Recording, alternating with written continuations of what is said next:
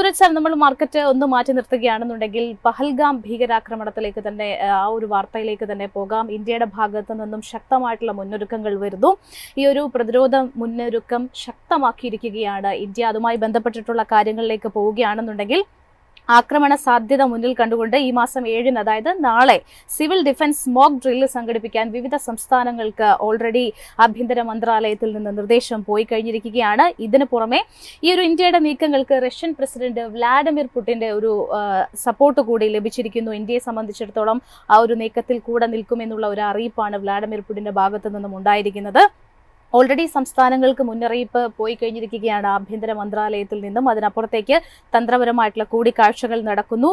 ലോക നേതാക്കൾ ഇന്ത്യക്ക് സപ്പോർട്ടുമായി എത്തുന്നു. അങ്ങനെ കാര്യങ്ങൾ ഇന്ത്യക്ക് അനുകൂലമാകുന്ന രീതിയിലാണുള്ളത്. പക്ഷേ അതോടൊപ്പം തന്നെ ചേർത്ത് വായിക്കേണ്ടത്, ഇപ്പോൾ ലേറ്റസ്റ്റ് ആയിട്ടുള്ള ഒരു ന്യൂസ് നോക്കുകയാണെന്നുണ്ടെങ്കിൽ ഈ ഇന്ത്യ പാക് ബന്ധം വഷളാകുന്ന ഒരു സമയം വേദന ഉണ്ടാക്കുന്നു എന്നുള്ളതാണ് ഐക്യരാഷ്ട്രസഭയുടെ ഭാഗത്തു നിന്നുള്ള ഒരു കമന്റ് വന്നിരിക്കുന്നത്. പ്രശ്നപരിഹാരത്തിന് സൈനിക നടപടികളല്ല മാർഗം എന്നാണ് വ്യക്തമാക്കിയിരിക്കുന്നത്. സംഘർഷം ലഘൂകരിക്കാനായിട്ട് ഏത് തരത്തിലുള്ള സഹായത്തിനും ഐക്യരാഷ്ട്രസഭ തയ്യാറാണെന്നും ഐക്യരാഷ്ട്രസഭയുടെ സെക്രട്ടറി ജനറൽ ആന്റോണിയോ ഗുട്ടറസ് ഇപ്പോൾ വ്യക്തമാക്കിയിരിക്കുകയാണ്. ഇങ്ങനെ കാര്യങ്ങളിലേക്ക് വരികയാണെന്നുണ്ടെങ്കിൽ പ്രത്യേകിച്ച് ഇന്ത്യയുടെ ഭാഗത്തു നിന്നും ഒരു തിരിച്ചടി തീർച്ചയായിട്ടും പ്രതീക്ഷിക്കുന്നുണ്ട് പാകിസ്ഥാൻ. പക്ഷേ അതിന് ഓപ്പോസിറ്റ് ആയിട്ടുള്ള കമന്ററികൾ കൂടി വന്നുകൊണ്ടിരിക്കുകയാണ്. ഒരു മിക്സഡ് ആയിട്ടുള്ള വ്യൂവിലേക്ക് മാറുകയാണ് ഈ ഒരു ഇന്ത്യ പാക് സംഘർഷം എന്ന് പറയുന്നത്. തീർച്ചയായിട്ടും സംസ്ഥാനങ്ങൾക്കടക്കം മുന്നറിയിപ്പ് നൽകിയിരിക്കുന്ന ഒരു പശ്ചാത്തലത്തിൽ ഇന്ത്യ ശക്തമായിട്ടുള്ള ഒരു തിരിച്ചടി നൽകുമെന്ന് തന്നെയാണ് സാധ്യതകൾ ചൂണ്ടിക്കാണിക്കുന്നത്. ഈ ഒരു സാഹചര്യത്തെ സാർ എങ്ങനെയാണ് വിലയിരുത്തുന്നത്? ജാസ്മിൻ ഈ പറഞ്ഞ പോലെ ശരിയാണ്. അതായത് നാളത്തെ ദിവസം എന്ന് പറയുന്നത് ഒരു ഇമ്പോർട്ടൻ്റ് ഡേ ആയിട്ട് മാറുകയാണ്. അതായത് ഒരു സിവിലിയൻ മോക്ക് ഡ്രില്ല് ചെയ്യാനായിട്ട് എല്ലാ സ്റ്റേറ്റ്സിനും ഒരു ഇത് കൊടുത്തു എന്നുള്ള ഒരു ഇൻസ്ട്രക്ഷൻ കൊടുത്തു എന്നാണ് നമ്മൾ മനസ്സിലാക്കുന്നത്. സെൻട്രൽ ഗവൺമെൻറ് ഡയറക്റ്റീവും വന്നിട്ടുണ്ട് എന്നുള്ള. അതായത് കൂടുതൽ സ്റ്റുഡൻസിനെ തന്നെ ഉൾപ്പെടുത്തിക്കൊണ്ട് ലൈറ്റ്സ് ഒക്കെ ഓഫ് ചെയ്ത് എങ്ങനെയാണ് ആ സമയത്ത് നമ്മൾ പെരുമാറേണ്ടത്, അല്ലെങ്കിൽ ഒരു സൈറൺ എങ്ങനെയാണ് നമ്മൾ ഹാൻഡിൽ ചെയ്യേണ്ടത് എന്നൊക്കെയുള്ളതാണ് പറയുന്നത്. പണ്ടത്തെ കാലങ്ങളിൽ ആൾക്കാർ, ഇപ്പോൾ എൻ്റെ അമ്മയൊക്കെ പറയണത് ഞാൻ കേട്ടിട്ടുണ്ടായിരുന്നു. അതായത് അന്ന് ഇൻഡോ പാക് യുദ്ധത്തിൻ്റെയൊക്കെ സമയത്ത് വൈകുന്നേരം ആകുമ്പോൾ ഈ ഓൾ ഇന്ത്യ റേഡിയോയിൽ ഈ പറഞ്ഞ പോലെ ഇൻഫർമേഷൻ വന്നതിന് ശേഷം ഇത്ര സ്പെസിഫിക് ആയിട്ടുള്ള സമയത്ത് നിങ്ങൾ ലൈറ്റ് ഓഫ് ചെയ്യണമെന്നും, ഉള്ളത് തന്നെ നിങ്ങൾക്ക് അത്യാവശ്യമായിട്ടൊരു ലൈറ്റ് ഉണ്ടെങ്കിൽ അത് പേപ്പർ കൊണ്ട് കവർ ചെയ്ത് പുറത്തോട്ട് കാണരുത്. അതായത് പുറത്തുനിന്നൊരു ഫ്ലൈറ്റ് പോകുമ്പോൾ നമ്മുടെ എവിടെയെങ്കിലും ഒരു ലൈറ്റ് വെച്ച് ഒരു ലാൻഡിനെ ഐഡന്റിഫൈ ചെയ്യരുത്, ഒരു വെളിച്ചം വെച്ചിട്ട് ഒരു സ്ഥലത്തിനെ ഐഡന്റിഫൈ ചെയ്യരുത് എന്നുള്ള രീതിയിലൊക്കെ പണ്ട് നടന്നിരുന്നുള്ളൂ. ബട്ട് ഇപ്പം അതൊക്കെ മാറി ടെക്നോളജിക്കൽ വാർഫെയർ ഒരുപാട് മാറിയ സ്ഥിതിക്ക് ചിലപ്പോൾ അതിൻ്റെ ഒന്നും ആവശ്യം വരില്ല. ബട്ട് എനിക്ക് തോന്നിയത് സെൻട്രൽ ഗവൺമെന്റ് ഉദ്ദേശിക്കുന്ന 2-3 കാര്യങ്ങൾ. ഒന്നാമത്തെ കാര്യം, നമ്മൾ ഈ സെൻട്രൽ ഗവൺമെന്റിൽ നിന്നും അല്ലെങ്കിൽ മിലിറ്ററി എസ്റ്റാബ്ലിഷ്മെന്റിൽ നിന്നും വന്നുകൊണ്ടിരിക്കുന്ന ന്യൂസ് എന്ന് പറയുന്നത് നമ്മളെയും ലോകമെമ്പാടും ആൾക്കാരെയും മിസ്ലീഡ് ചെയ്യുന്ന കാര്യങ്ങളായിരിക്കും. ഒന്നാമത്തെ കാര്യങ്ങൾ സ്ഥിരമായിട്ടായിരിക്കില്ല. അതായത് സ്ഥിരമായിട്ട് നിരന്തരമായിട്ട് ഡിഫൻസ് കമ്മിറ്റിയുടെ മീറ്റിങ്ങുകൾ നടക്കുന്നു, അല്ലെങ്കിൽ ഡിഫൻസ് ചീഫുകൾ വന്ന് കാണുന്നു, നാഷണൽ ഇന്റലിജൻസ് ഏജൻസി ആയിട്ട് മീറ്റിംഗ് നടത്തുന്നു. ഇതൊക്കെ നമ്മളെ ഓഫ് ദ ഗാർഡ് ആക്കാൻ വേണ്ടിയിട്ട് തന്നെയാണ്. അത് യാതൊരു സംശയമില്ല. അതായത് എൻ്റെ പേഴ്സണൽ വ്യക്തിപരമായ അഭിപ്രായമാണിത്. The plan is set, the date has been finalised. അതായത് എന്ത് ഈവെന്റിലാണ് നമ്മൾ ചെയ്യേണ്ടത് എന്നുള്ളതൊക്കെ ഫൈനലൈസ് ഉണ്ട്. ഇപ്പം നമുക്ക് ഉണ്ടാവുന്ന കുറേ കാര്യങ്ങളെന്ന് പറഞ്ഞാൽ 2-3 കാര്യങ്ങൾ. ഒന്ന്, ഫേക്കിംഗ് ദ എനിമി എന്നുള്ള ഒരു കാര്യം.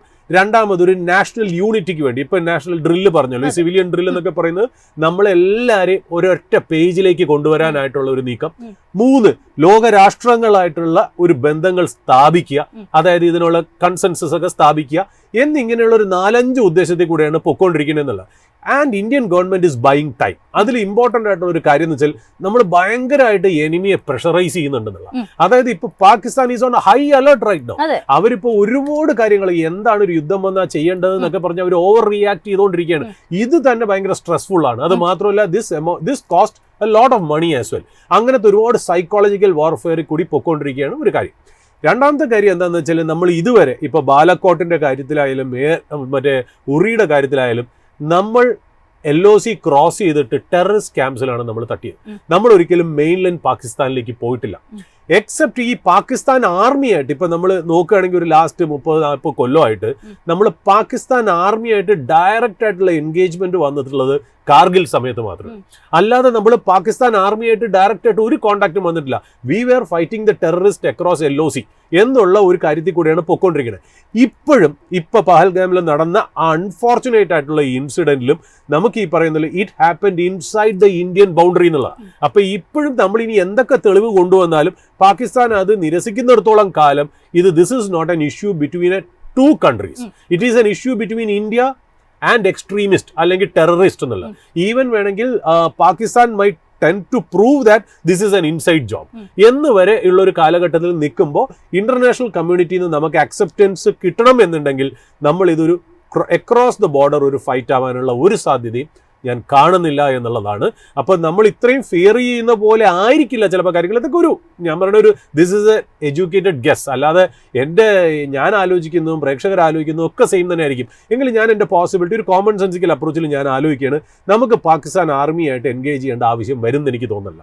ബട്ട് എന്താണ് ഇന്ത്യ പ്ലാൻ ചെയ്യണത്? അത് പാകിസ്ഥാൻ ഇൻസൈഡ് ജോബ് എന്തെങ്കിലും ആണോ എന്നുള്ളത് നമുക്കറിയില്ല. കാര്യം അവർ തിരിച്ചു ചോദിക്കുമ്പോൾ നമ്മളും കൈമലത്തി കാണിക്കും. ഇപ്പോൾ പഹൽഗാമിൻ്റെ കാര്യം ചോദിക്കുമ്പോൾ പാകിസ്ഥാൻ കൈമലത്തി കാണിക്കും പോലെ പാകിസ്ഥാനിനകത്ത് പാകിസ്ഥാനിൻ്റെ ബൗണ്ടറിക്കുള്ളിൽ അത് ബലൂചിസ്ഥാൻ എന്താ പറയുക റെബൽസിൽ നിന്നാണോ അല്ലെങ്കിൽ അഫ്ഗാനിസ്ഥാൻ റെബൽസിൽ നിന്നാണോ ഒന്നും പിടിയില്ല.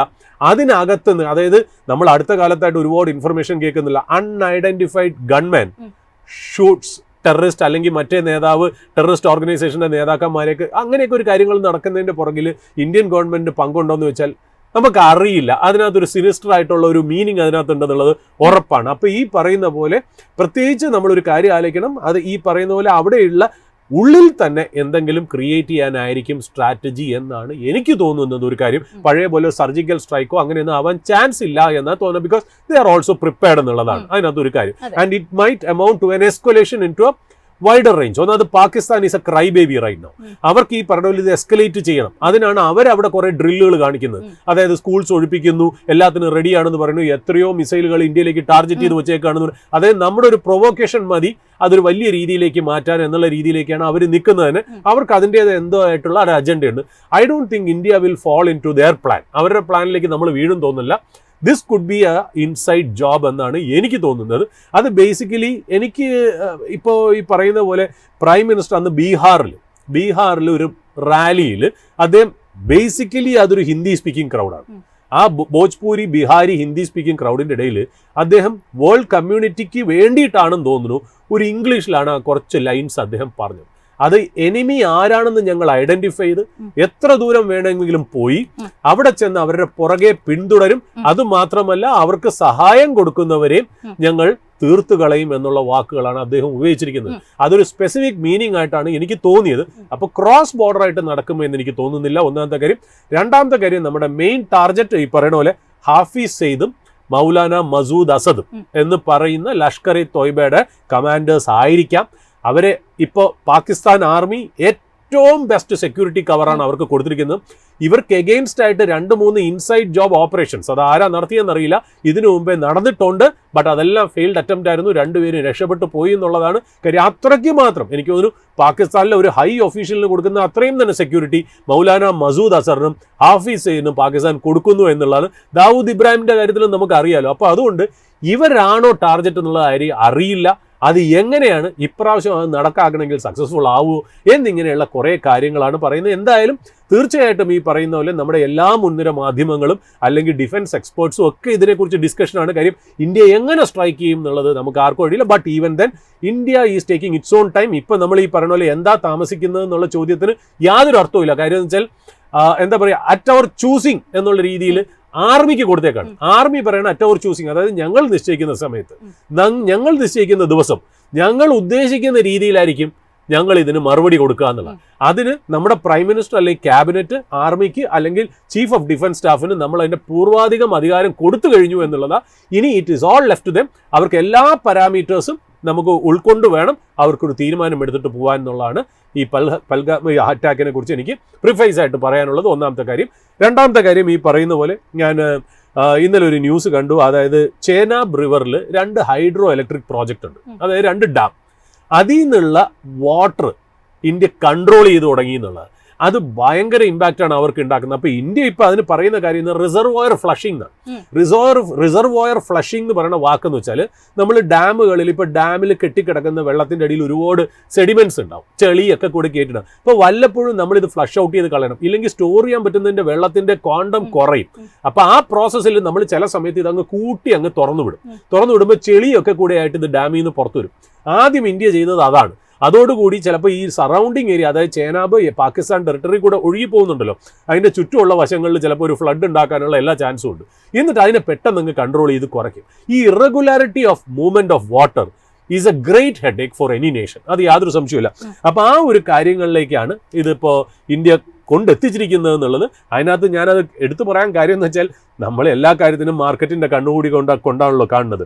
ഈ വർക്ക്, അതായത് ഇപ്പോൾ ഞാൻ മനസ്സിലാക്കുന്നത് ഈ ഡാമിൻ്റെ ഈ വർക്കുകളും അതുമാത്രമല്ല പുതിയ ഡാം പണിയാൻ പോകുന്ന ഇതിനെക്കുറിച്ചൊക്കെ ആലോചിക്കുന്ന കമ്പനിയാണ് നമ്മുടെ മാർക്കറ്റ് ലിസ്റ്റഡ് ആയിട്ടുള്ള NHPC എന്ന് പറയുന്ന കമ്പനി, അതായത് national hydro electric power corporation. അപ്പോൾ ആ കമ്പനിയാണ് ഈ കാര്യങ്ങളിൽ ഇൻവോൾവ് ആയിട്ട് നിൽക്കുന്നതെന്നും കൂടെയുള്ളത് ഞാനൊന്ന് ചേർത്ത് വായിക്കുന്നു എന്നേ ഉള്ളൂ. പിന്നെ ഈ പഹൽഗാമിൻ്റെ കാര്യത്തിൽ ഒരു കാര്യം കൂടെ പറഞ്ഞു വെക്കേണ്ടതായിട്ടുണ്ട്, അതായത് എയർ സ്പേസ്. അതായത് ഈ ഇഷ്യൂ നടന്നു നടന്നതിന് നമ്മൾ ഇൻഡസ് വാട്ടർ ട്രീറ്റി നമ്മൾ അബയൻസിൽ വച്ചതോടുകൂടി തന്നെ പാകിസ്ഥാൻ്റെ റിറ്റാലിറ്ററി മെഷർ എന്നുള്ള രീതിയിൽ ഇന്ത്യൻ ഫ്ലൈറ്റ്സ് അവരുടെ ലാഹോർ എയർ സ്പേസ് വഴി പോകുന്നതിനെ അവർ സ്റ്റോപ്പ് ചെയ്തിരുന്നു എന്നുള്ളത്. അതായത് ഇനി മുതൽ പറ്റില്ല, എയർ സ്പേസ് യൂസ് ചെയ്യാൻ പറ്റില്ല. ഇപ്പം നമ്മുടെ ഇവിടുന്ന് യൂറോപ്യൻ കൺട്രീസിലേക്കൊക്കെ പോരുന്നത് അതുവഴി ആയിരുന്നു എന്നുള്ളതാണ്.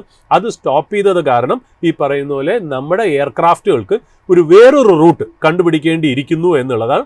അതിൻ്റെ ഒരു കാര്യം ചിലപ്പോൾ ഒരു ലേ ഓവർ വേണ്ടി വരും പലയിടത്തും, ടിക്കറ്റ് ഡിസ്റ്റൻസ് കൂടും, 3 അതിന് വേണ്ടിയുള്ള കൂടുതൽ ഫ്യൂവലാവും. അതുകൊണ്ട് ടിക്കറ്റ് പ്രൈസിങ് കൂടാനുള്ള ചാൻസുകളൊക്കെ ഇന്ത്യൻ എയർവേസിനെ സംബന്ധിച്ച്, പ്രത്യേകിച്ച് എയർ ഇന്ത്യ പോലത്തെ കമ്പനികൾക്ക്, ഇത് പണ്ടൊക്കെ ഇതിൻ്റെ ഒരു കണക്കുകളൊക്കെ നമ്മൾ ഇതിനു മുമ്പ് പറഞ്ഞിട്ടുണ്ടായിരുന്നു, ഇതിനു മുമ്പ് ഇത് സംഭവിച്ചതൊക്കെ. ബട്ട് ഇപ്പോൾ കൂടുതൽ എയർക്രാഫ്റ്റ്സ് ഉണ്ട് എന്നുള്ളതും കൂടുതൽ പാസഞ്ചേഴ്സ് ട്രാവൽ ചെയ്യണമെന്നുള്ളതും നമുക്ക് നന്നായിട്ട് അറിയാം. അപ്പോൾ അതുകൊണ്ട് ഇന്ത്യൻ എയർക്രാഫ്റ്റ്സിനെയും ചെറുതായിട്ട് രീതിയിൽ അഫക്റ്റ് ചെയ്തിട്ടുണ്ട്. ബട്ട് ഈവൻ ദെൻ ഒരു കാര്യം കൂടെ പറയാതിരിക്കാൻ പറ്റില്ല, ഇന്ത്യയുടെ ഡൊമസ്റ്റിക് ട്രാവൽ എന്ന് പറഞ്ഞാൽ വളരെ ഹൈ. അപ്പോൾ എയർലൈൻസിന് എന്തെങ്കിലും കുറവുകൾ ഇൻ്റർനാഷണൽ ട്രാവലിലുണ്ടെങ്കിൽ അവർ ബാക്കി എല്ലാം കൂടി വെച്ചിട്ട് തന്നെ അവർ അഡ്ജസ്റ്റ് ചെയ്ത് പോയേക്കാം. പക്ഷെ പാകിസ്ഥാൻ്റെ കാര്യവും ബുദ്ധിമുട്ടാണ്. കാര്യം നമ്മളും അത് ചെയ്തിട്ടുണ്ടെന്നുള്ളതാണ്. അതായത് പാകിസ്ഥാൻ്റെ ഷിപ്സ് വരുന്നതോ അല്ലെങ്കിൽ പാകിസ്ഥാൻ്റെ എയർ സ്പേസോ നമ്മളും ബാൻ ചെയ്തു. അതും മാത്രമല്ല, ഞാൻ മനസ്സിലാക്കിയത് കൂടുതൽ European American airlines Pakistan air space ഇപ്പോൾ യൂസ് ചെയ്യുന്നില്ല എന്നുള്ളത്. Especially British Airways, air France, Swiss, പിന്നെ അത് കഴിഞ്ഞ് അമേരിക്കൻ എയർലൈൻസ്, ഇവരാരും ഇനി ഒരു till further notice Pakistan air space use ചെയ്യണില്ല എന്നുള്ളത്. ഈ എയർ സ്പേസ് യൂസ് ചെയ്യാത്തതിൻ്റെ ഇതെന്താ അറിയോ? അതായത് നമ്മളിപ്പോൾ ഒരു എയർ സ്പേസ് യൂസ് ചെയ്യുമ്പോൾ, ഇപ്പോൾ നമ്മുടെ രാജ്യത്തിൻ്റെ എയർ സ്പേസ് വേറൊരു എയർലൈൻ യൂസ് ചെയ്യുമ്പോൾ അവർ നമ്മുടെ രാജ്യത്തിൽ ലാൻഡ് ചെയ്തില്ലെങ്കിൽ പോലും ഈ എയർ സ്പേസ് യൂസ് ചെയ്യണതിന് ഒരു കാശ് നമുക്ക് കിട്ടും. അതിൻ്റെ എങ്ങനെയാണ് അളവുകോൽ എന്ന് പറയുന്നത് എയർക്രാഫ്റ്റിൻ്റെ സൈസ്, പിന്നെ എത്ര ദൂരം നമ്മുടെ ലാൻഡ് ടെറിട്ടറി കൂടി പാസ് ചെയ്യണം, എങ്ങനത്തെയൊക്കെയുള്ള പാരാമീറ്റേഴ്സ് വെച്ചിട്ടാണ് നമുക്കൊരു ഫീസ് കിട്ടുന്നത്. പാകിസ്ഥാനെ സംബന്ധിച്ചുള്ളത് ഭേദപ്പെട്ട ഫീസാണ്. കാര്യം ഒരുപാട് എയർലൈൻ, കാര്യം ഇന്ത്യക്ക് പോകുന്നെങ്കിൽ ഇതിൻ്റെ മുകളിൽ കൂടെ ഇന്ത്യ യൂറോപ്പ് സെക്ടറിലെ ഇമ്പോർട്ടൻ്റ് ആണ് ഈ പറയുന്ന പോലെ പാകിസ്ഥാനി എയർ സ്പേസ്.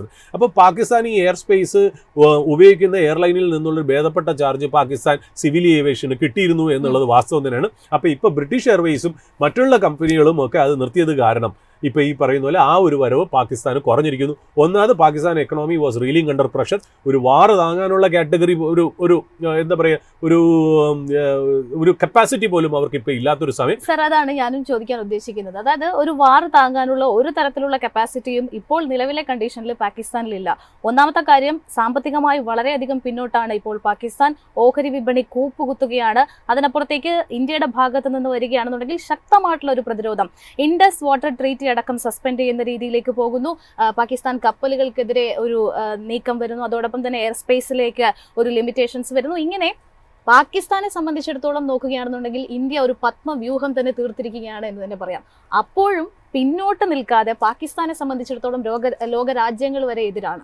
ഈ നീക്കത്തിൽ നിന്നും വീണ്ടും ഒരു തിരിച്ചടി തന്നെയാണ് പാകിസ്ഥാൻ പ്ലാൻ ചെയ്യുന്നത്. എന്തായിരിക്കും പാകിസ്ഥാനെ സംബന്ധിച്ചിടത്തോളം ഇത്തരത്തിലുള്ള ഒരു നീക്കത്തിലേക്ക് ഒരു ശക്തി പകരാനുള്ള ഒരു പ്രധാനപ്പെട്ട ഒരു കീ ഫാക്ടർ എന്ന് പറയുന്നത്? ജാസ്മിൻ പറഞ്ഞ ചോദ്യത്തിൽ തന്നെ അതിനകത്തുള്ള ഉത്തരവുണ്ടെന്ന് അറിയാം. അതായത് പാകിസ്ഥാന്റെ എസ്റ്റാബ്ലിഷ്മെന്റ്, അത് സിവിലിയൻ ഗവൺമെന്റിന്റെയും മിലിറ്ററിയുടെയും മിസ്മാനേജ്മെന്റ് കൊണ്ടാണ് ഈ രാജ്യം അങ്ങനെ ആയതെന്നുള്ളത് നമുക്ക് നന്നായിട്ട് അറിയാലോ. അതായത് കടവും കറപ്ഷനും ഒക്കെ നന്നായിട്ട്, അതുപോലെ പൊളിറ്റിക്കൽ ടർമോയിൽ ഇപ്പോഴും പറയുന്നത് ഈ പറയുന്ന പോലെ പാകിസ്ഥാൻ ആർമി സിവിൽ എസ്റ്റാബ്ലിഷ്മെന്റിനെ ഒരു നെയിം സേക്കിന് വെച്ചിട്ട് അവരുടെ രീതിയിലാണ് കൊണ്ടുപോകുന്നത് എന്നുള്ളത്. ഈ ആംസ് ഡീലിങ്ങിലൊക്കെ ഉണ്ടാവുന്ന കറപ്ഷൻ എന്നൊക്കെ ഭയങ്കര വലുതാണ്. അത് മാത്രമല്ല, ഇപ്പോൾ ഫോറിൻ റിപ്പോർട്ട്സ് ഒക്കെ ഇന്റർനാഷണൽ മീഡിയ ഒക്കെ റിപ്പോർട്ട് ചെയ്തേക്കാന്ന് വെച്ചാൽ പാകിസ്ഥാൻ ആർമി തന്നെ 2 ഗ്രൂപ്പ് ഉണ്ടെന്നാണ് പറയുന്നത്. പലരും കുടുംബമായിട്ട് പാകിസ്ഥാൻ വിട്ടുകഴിഞ്ഞു എന്നുള്ള ന്യൂസും കൂടെ നമുക്ക് പറയാം. നമുക്കിത് ഒതന്റിക്കേറ്റഡ് ആയിട്ട് നമുക്കൊരിടത്തും കിട്ടിയിട്ടില്ല. ബട്ട് കിട്ടുന്ന കിട്ടുന്ന ഇൻഫർമേഷനിൽ അങ്ങനെയാണ് പറയുന്നതിന്. അപ്പൊ ഇതുകൊണ്ട് തന്നെയാണ് ഇവർ വാറിനെ ഇത്ര ഇമ്പോർട്ടൻ്റ് ആയിട്ട് കാണുന്നത്. കാര്യം ഡൈവേർഷൻ ടാക്ടിക്സ്, വേറെ ഒന്നുമില്ല. കാര്യം ഇപ്പോഴത്തെ സമയത്ത് അവരെ അതിനെക്കുറിച്ച് ഡിസ്കസ് ചെയ്യാൻ അവർക്ക് താല്പര്യമില്ല. അത് എക്കണോമിയെ കുറിച്ച് ഡിസ്കസ് ചെയ്താൽ അവരുടെ മിസ്മാനേജ്മെന്റ് ആണെന്ന് ആ ലോക ജനത അറിയും. അത് മാത്രമല്ല അവരുടെ സിറ്റിസൺസും മനസ്സിലാക്കുന്നില്ല. അപ്പൊ അവരുടെ ഗ്രാൻഡുകൾ കിട്ടാനുള്ള സാധ്യതകൾ കുറയും. അപ്പൊ ഏറ്റവും ബെസ്റ്റ് എന്താ? Diversion tactic. അപ്പൊ ഇന്ത്യയിൽ ഒന്ന് ചൊറിഞ്ഞു കഴിഞ്ഞാൽ തീർച്ചയായിട്ടും അതുകൊണ്ട് തന്നെയാണല്ലോ ഇന്ത്യൻ ഗവൺമെന്റ് പറയുന്നത് ഇതൊരു പാകിസ്ഥാൻ ജോബ് തന്നെയാണെന്ന്. കാര്യം വെച്ചാൽ അവരെ സംബന്ധിച്ച് ബലൂചിസ്ഥാനിലെ കാര്യങ്ങളും അഫ്ഗാനിസ്ഥാനിലെ കാര്യങ്ങളും ഇന്ത്യയായിട്ടുള്ള പ്രശ്നങ്ങൾ അവർ ബ്ലോണപ്പ് ചെയ്ത് കാണിക്കുന്നത് വെച്ചാൽ അവരുടെ ഹെഡ്ലൈൻ ന്യൂസ് അവിടെ നിന്ന് മാറ്റുക എന്നുള്ളതാണ്. ആ ഹെഡ്ലൈൻ ന്യൂസ് എക്കണോമിയിൽ നിന്നും മിസ്മാനേജ്മെന്റിൽ നിന്നും മാറ്റി മിലിറ്ററി അല്ലെങ്കിൽ പാകിസ്ഥാൻ പേട്രിയോട്ടിസം എന്ന് പറയുന്ന നെറേറ്റീവ് ക്രിയേറ്റ് ചെയ്യുന്നത് പാകിസ്ഥാൻ മീഡിയയും പാകിസ്ഥാൻ ഗവൺമെന്റും പാകിസ്ഥാൻ എസ്റ്റാബ്ലിഷ്മെന്റും കൂടെ ചേർന്ന് നിന്ന് എന്നുള്ളതാണ് അതിന്റെ റിപ്പോർട്ട് പറയുന്നത് തന്നെ. അപ്പൊ അതുകൊണ്ട് അവരെ സംബന്ധിച്ച് ഈ പറയുന്ന പോലെ ഒരു ക്രൈ ബേബി കളിച്ച് ഇപ്പൊ എല്ലാവരുടെയും ശ്രദ്ധ ഇന്ത്യയിലേക്ക് കൊണ്ടുവരിക എന്നുള്ളതാണ് അവർ ചെയ്യുന്നത്. അത് തന്നെയാണ് അവർ ചെയ്യുന്നത്. അല്ലാതെ അവരുടെ എക്കണോമിക്ക് ഇത് താങ്ങാനായിട്ടുള്ള ഒരു കഴിവും ശേഷിയും ഒന്നും അവർക്കില്ല. ഇപ്പൊ ഈ പറയുന്ന പോലെ പിന്നെ ഒരു കാര്യം ഞാൻ ഇപ്പൊ ആലോചിച്ചത്, നമ്മളിപ്പോ തന്നെ പറഞ്ഞുകൊണ്ടിരുന്ന എയർക്രാഫ്റ്റുകൾ അവരുടെ എയർ സ്പേസ് യൂസ് ചെയ്യുന്ന കാര്യം പറഞ്ഞല്ലോ. ഇത്രയും വെസ്റ്റേൺ എയർക്രാഫ്റ്റ്സും അല്ലെങ്കിൽ വെസ്റ്റേൺ എയർവേസുകളും അമേരിക്കൻ എയർവേസും ഒക്കെ യൂസ് ചെയ്യും. ഇപ്പോഴും ഖത്തറും ഒമാനും ഒക്കെ അവർ എയർ സ്പേസ് യൂസ് ചെയ്യുന്നുണ്ടല്ലോ. അപ്പൊ ഖത്തറും ഒമാനും ഒക്കെ നല്ലൊരു റിലേഷൻഷിപ്പ് പാകിസ്ഥാനായിട്ടുണ്ട് എന്നുള്ളതാണ്. അപ്പൊ അവിടെ അവർ തമ്മിൽ സംസാരിച്ചിരിക്കണം എന്താണെന്ന് അറിയില്ല. അതായത് യുദ്ധം നടക്കൂല ആ ഒരു കോൺഫിഡൻസിലാവുമല്ലോ. ഇല്ലെന്നുണ്ടെങ്കിൽ ഭയങ്കര പ്രശ്നമല്ലേ. ഇപ്പൊ അറബിക് കൺട്രീസിന്റെ സപ്പോർട്ട് പാകിസ്ഥാന് കിട്ടാനുള്ള ഒരു സാധ്യതയാണോ? നമുക്ക് പക്ഷേ പരോക്ഷമായിട്ട് ഈ പറയുന്ന പോലെ പബ്ലിക് ആയിട്ട് അവർക്ക് ചെയ്യാൻ പറ്റില്ല. കാര്യം വെച്ചാൽ India is a big trading partner. അത് മാത്രമല്ല ഇന്ത്യയുടെ external affairs ministry across political spectrum, അത് ഏതൊക്കെ പാർട്ടികൾ വന്നാലും നമുക്കൊരു ഫോറിൻ അഫയേഴ്സ് മിനിസ്ട്രിയുടെ കാര്യങ്ങളിൽ നമുക്ക് ഏതാണ്ട് കൺസെൻസസിലാണ് നമ്മൾ പോകുന്നത്.